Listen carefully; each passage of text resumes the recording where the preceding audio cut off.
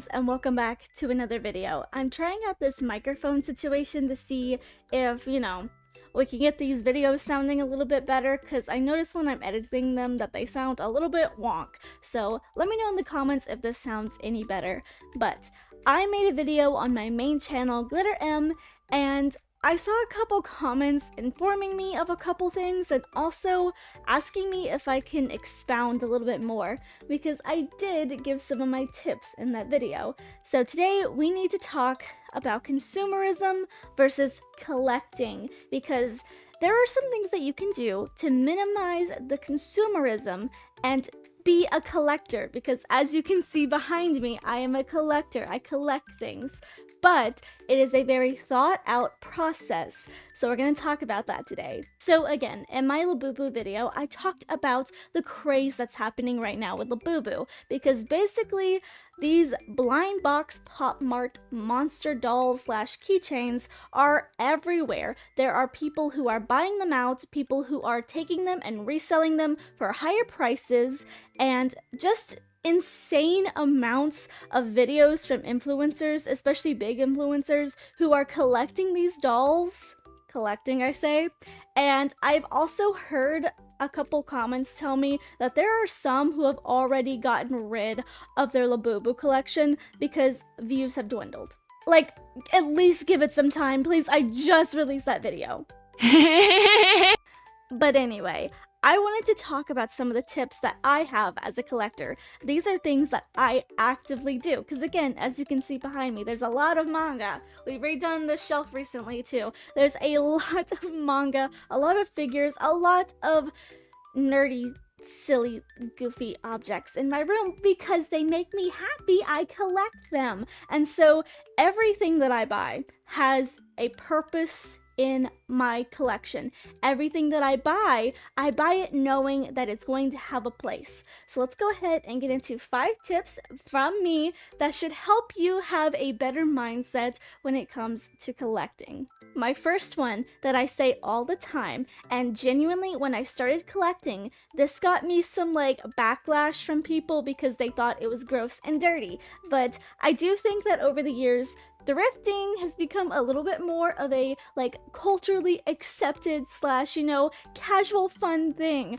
But I'm not gonna lie, I buy a lot of my manga and figures used. There are so many manga volumes back here, so many figures, so many items in my collections that have been bought either secondhand or thrifted. For example, I buy a lot of my manga used from my local resale book place, and I just go in there and I find manga, and if I have manga that I don't enjoy anymore, I can take it to them and I get trade credit, so basically I can sell and just keep buying. It's a great system. There's a lot of figures that I've got from places like Macari that are secondhand, where people either just don't want the figures anymore or they're moving and they just don't want to take it with them. There's a lot of reasons why people might be selling something, and I'm not gonna lie, I am cheap at heart. I was raised by a single mom, and so I didn't have a lot of money as a kid, and especially when I got my first ever job, I was very stingy with my paychecks. I still am. Money has always been one of those things that is very kind of low-key for me. I want to keep things as cheap as possible, and being a collector, that can get a little bit iffy because a lot of figures can be very expensive. A lot of manga series can be very expensive. For example, I have this manga over here, which is the first volume of Wedding Peach. I bought this for $5. It's on the back. It's from my local used bookstore as well. $5. If you go on Amazon, this first volume is up to $300. These sell for a lot of money, and I'm pretty proud of myself for this one, not gonna lie, because it's one of my all-time favorite magical girl series. Even if it isn't a huge bargain discount, there's still a lot of times where you can get things cheaper. And I highly recommend this, especially if you're someone like me who didn't grow up with a lot of money and you're maybe even starting getting into collecting. This is a great place to start. I started collecting when I was a young teenager with no money. And so I would often go to the used bookstore to buy my manga. Number 2, if it doesn't have a place in your collection, then don't buy it. This one I feel like is a little bit iffy unless you really, really want the item. You've been looking for it for a really long time, or you just have this feeling where you're like, I will leave the store upset if I don't buy this object. Then I think it's okay to buy it. But whenever I go to like buy a figure, for example, because I have some room on my manga collection shelves now that I've done a little bit of decluttering, but especially with figures, I don't have a whole lot of room for figures, and I'm not a manga collector who likes to put figures in front of her books. I like for them to have all of the shine and pretty like spines out for view. So when I do buy figures, if I don't have a place for it, then I tend to think about it and think if I really, really want this in my collection. I'm not gonna lie, there are a couple figures that I have seen, and I'm like, wow, this is so beautiful. I would love to have this. And then I think about it and I'm like, well, would it really fit in my collection? Not really. For example, a couple years ago at Barnes & Noble, I saw this Misa Amane figure that was really pretty, and it was a pretty decent price. It was like $30 to $40, and I was like, that would look so pretty on my bookshelf, but is it really my theme? No. Do I really love the character or the anime? Not really. I like Death Note, but it's not one of my all-time faves. And it was something that I don't really think about too often, so I'm like, you know what? It's okay. Maybe she didn't have a place on my shelf anyway. While yes, I could like squeeze my figures around and make some room for her, genuinely, why would I do that if I didn't really want her, you know? Like, would she have been pretty back here? Yes, but did I really want her?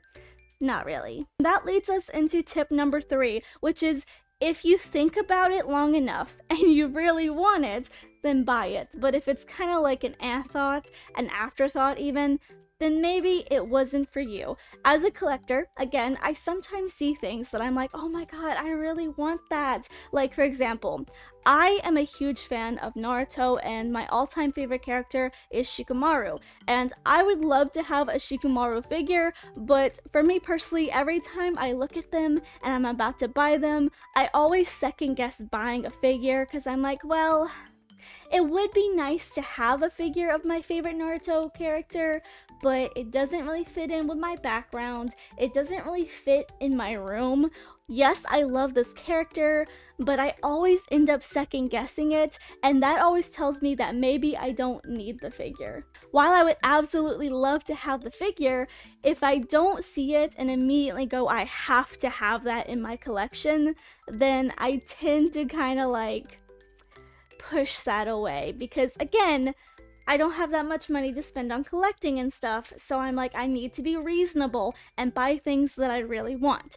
For example, I went to con recently, and while I didn't really find anything that I wanted there, I bought this, which is my Turbo Granny plush because I love Don. This is a meme that I send to my friends all the time. My parents get this meme. Like, I love the meme of Turbo Granny just kind of... I love that meme. It is something that I love to use on the daily. And so when I saw Turbo Granny, I bought her. Does she necessarily fit in with my aesthetic?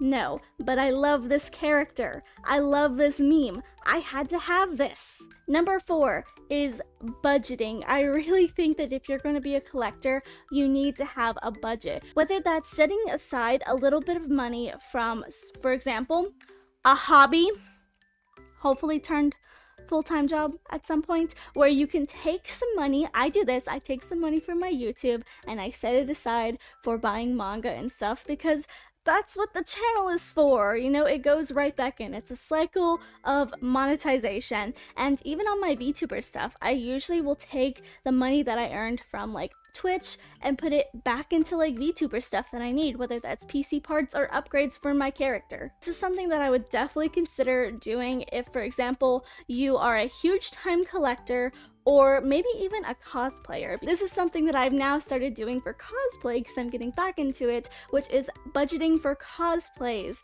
So whenever I get my paycheck, I take a little bit of money, like $10 to $30, just set it aside, and whenever I find a good deal or something, then maybe I'll buy it. I have a whole nother like account that is just for like hobbies and stuff. You definitely want to be cautious and knowing about how much money you are putting into that hobby. You want to know how much you're spending. I tend to look at it whenever I like buy something. I tend to be very practical with the numbers, and I make sure that one, I'm not overspending, and if I do, that it's something that I definitely wanted to have. I used to do a lot of manga hauls to the point where I was spending like hundreds a month, and I was not making that back from YouTube. Let's be real. And one, it's just not feasible financially, and two, I still have a to be read like a corner in my bookshelf of manga series that I have not read yet, simply because I have not got around to it, or I just buy it and I'm like, oh, this is cute, and then I just never pick it up because I am busy picking up other series. You definitely want to have a good head on your shoulder when it comes to finances, when it comes to collecting. And so for this last one, I'm going to throw this one in here because this is personally something that has happened to me, and while this might not be a tip for everyone, I still think everyone can be cautious of this, which is to protect your collections. I, one, am guilty of buying stuff cheaper, so sometimes I have bought furniture that's a little bit cheaper, and I've talked about this before, which I'm scared to go pick her up, but I'll pick her up for you. I love the Usagis. I love the mother-daughter duo. I love them. They are my favorite characters. And so, I bought this figure from Box Lunch for $70. This is like, again, my all-time favorite figure that I have in the collection, because these are two of my all-time favorite characters. And when I moved down here into this room, into the basement, it was a very big move, and I needed some furniture, and I had to buy a lot of stuff for this new room, because it's so much bigger than the room that I had before. I purchased a bookshelf that was not good quality. It was falling apart, and I thought if I anchored it, it would be fine. But instead, the shelves collapsed, and when they collapsed, somebody got broken, as you can kind of see by the wing down here. Girly Pop has some scratches and stuff. I don't know what that was. Some scratches and stuff. You can see on her wing she's got like a little scratch. And also, I had to glue her back together. This is super glue. I hate that my favorite figure got ruined because of some bad furniture. There's also been a couple instances where I have had younger cousins come into my room and play with things, and genuinely, I think the best thing to do as a collector, especially if you're like me and you collect magical girl things like the wands, aka stuff that looks like this and sounds like this, that young kids, especially young girls, might think, oh, that's super pretty, that's like a cute princess wand, I want to play with that. I would definitely say sit down and, explain to them like, hey, this is mine, I don't want you to touch this, or even tell family members, hey, don't let your kids play in my room. There have been so many instances over my life where my family would just open my door without my permission and let my little cousins in, and they would come and destroy my collections. And luckily nothing was broken, but there was a lot of pieces for figures that were, let's just say, discarded and replaced. I swear to God, one time they took one of my Miku heads and put it on like a Sakura figure from Naruto. It was a little bit weird. Not everyone is probably going to have this problem, but for me, this was a problem that I've had for many years from family, where I've just had to kind of like sit them down and say like, hey, if you are gonna bring your kids over here, do not let them into my room. They're not allowed in my room, period. I don't care how much they cry, I don't care how much they scream. They're not coming in here because I don't want them to mess up my stuff. I don't want them to touch my stuff because they're just not old enough to understand that this, while yes, can be a toy to some, is not to me, and I paid a pretty decent price for this, and I want to keep it working as well as it is, because it is starting to lose some of the life.